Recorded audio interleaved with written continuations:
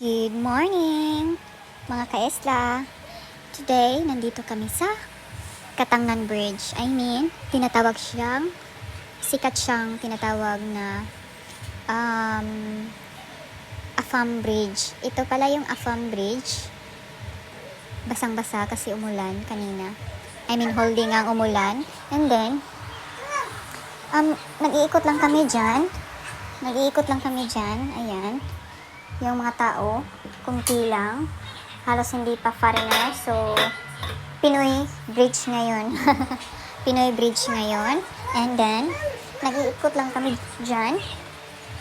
Then, bumili din kami ng pomelo. Pomelo ba? May nakunan pa siya dalawang foreigner.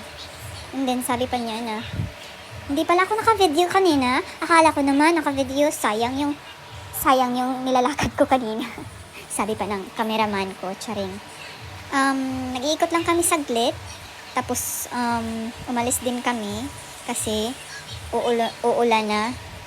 And kinunan lang namin saglit. And kunti yung iba.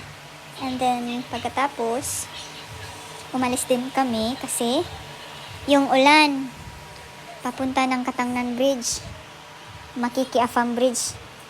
Siguro yung ulan din. Pumunta na pala kami sa motor namin. Tapos, umalis din kasi, yan lang. Bye!